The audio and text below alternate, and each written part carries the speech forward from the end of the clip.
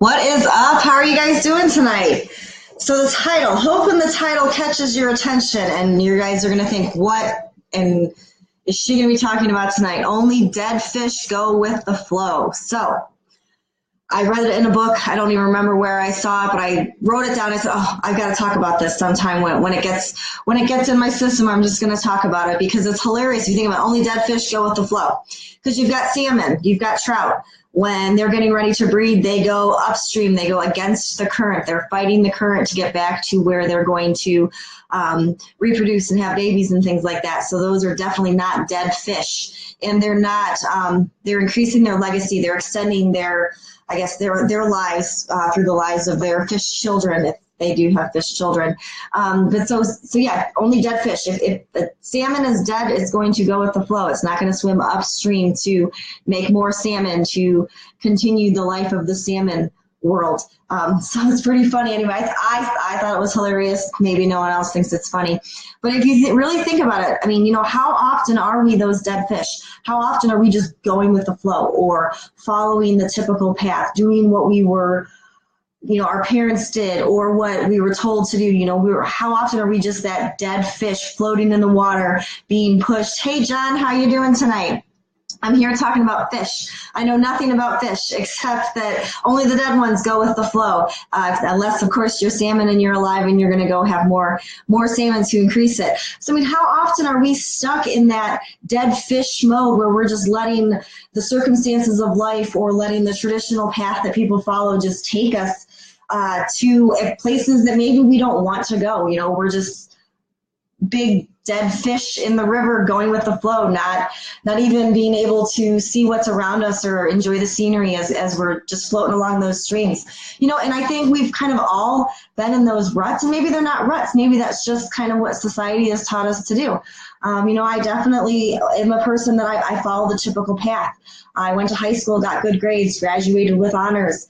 I went straight from high school to college, went and got my undergraduate degree at Ball State University.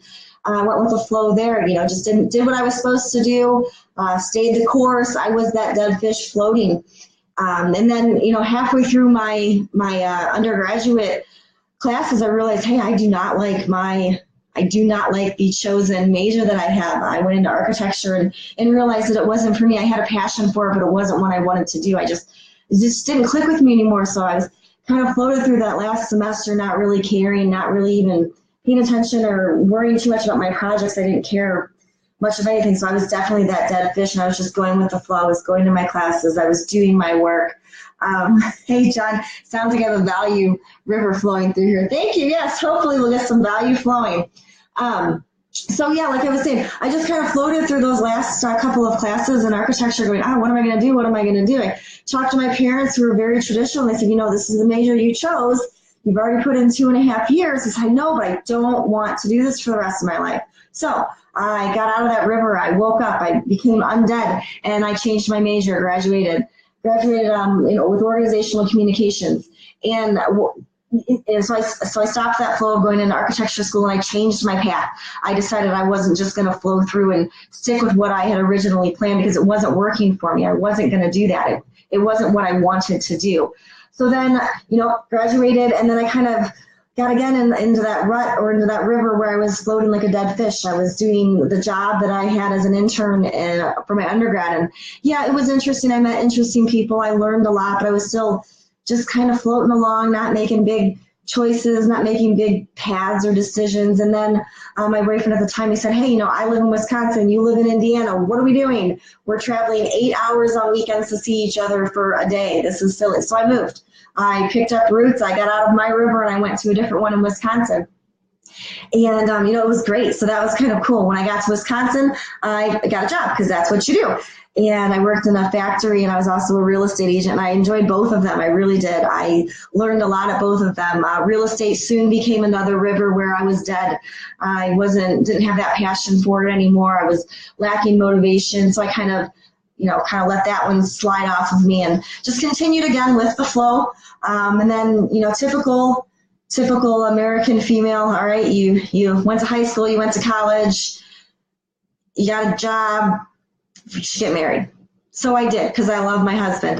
Best decision, one of the best decisions I ever made. So I'm definitely cool with following that flow. And I was definitely not dead when I made that decision, because I knew he'd take me on a ride, and he has. So we got married and had kids. Still doing good. I'm still enjoying my ride. I might have been going with the flow there. I was definitely not dead.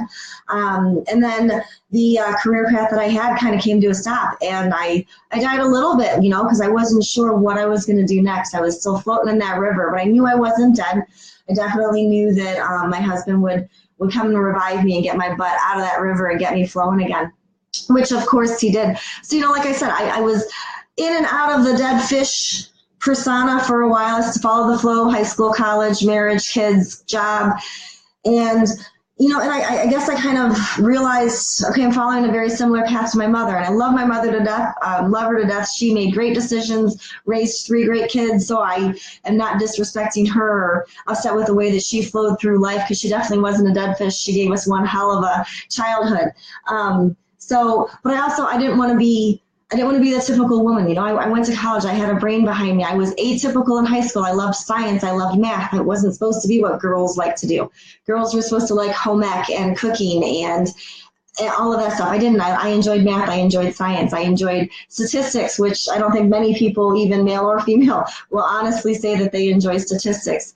So even though I followed somewhat of a dead fish path or a flow, I kind of got out of my rut. Every once in a while, I definitely jump out and take a different path. So I kind of felt myself, after I lost my job, I felt myself being that stay-at-home mom, which again, no qualms to people that are. If you're able to do that, that is amazing and awesome. So awesome, so awesome.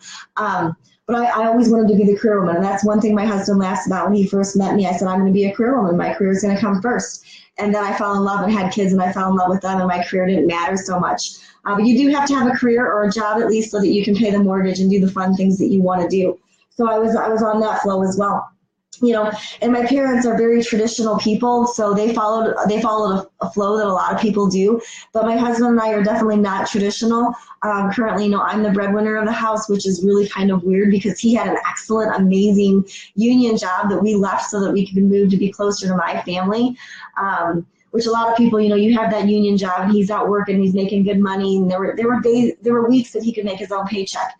If we wanted to go on a trip, he could work extra hours. It was great. Granted, we missed him. He was on the road a lot. He missed one of our daughter's first steps, and that was really, really sad for us. So we kind of sat down and said, you know what? We're doing good, but we're still kind of in that dead fish. We're not getting all of our desires. We're not getting all of our wishes. So let's change. Let's do something drastic. So we moved. We moved 2 states away. We moved back to my hometown. And we're in Ohio now, raising our kids, and we're having a blast doing it. He started a lawn care company, and then we do have rentals on the side, which again, not traditional, not the typical flow that a lot of people would do. I work in the corporate world right now, and I was starting to feel a few months ago like I'm in that rut again. I'm not jumping, but I'm always searching for that better paying job to make more money to do this. But it's starting to take away time from my kids. I'm very lucky in the current position I have that, yes, stay-at-home dad club, John. Yes, Ken is there with you. He enjoys being able to put the kids on the bus. So I love giving him that. But you know what? I miss being able to put my kids on the bus. But like I was saying, I am always still trying to not be in that dead fish where I just flow. I go to my job, I do my job, I come home. I don't want to do that. I want to do something more. So when I interviewed for this last position I had, I said, okay, you guys have to understand, I've got 3 kids. They get sick sometimes. And yes, my husband is flexible in his job, but if it's snowing, he's plowing. And if my kids are throwing up and he's plowing, someone needs to hold their hair. Someone needs to pat their back. Someone needs to cuddle them. And that will be me. So I will work from home on those days that I have to be there for my family. And they agreed. They said, okay, we understand your background. We understand your work ethic, and we 100% still want you on board, understanding that sometimes you're going to have to jump out of that river and go do what you need to do. So I am super, super grateful for that possibility, but it doesn't give me every single time that I want to be home with my kids, because there are times that they're not sick. There's times that Ken's not plowing, and I just want to be home. I want to snuggle. I want to watch a movie. I want to just snuggle in front of the fire or go out and play softball or do whatever I want to do. And I'm still kind of tethered to that office job. So they want more, and we're always looking for new and fun, exciting things to do. So, is it whether we buy a new rental or not? I hope not, because rentals are very, very annoying sometimes. But it's a nice residual income that we have made for ourselves. And most recently, we've joined an online community where we're doing some marketing stuff online, and we see the potential and the growth that's going to come. And that definitely is not a job for someone that's that dead fish floating through the river.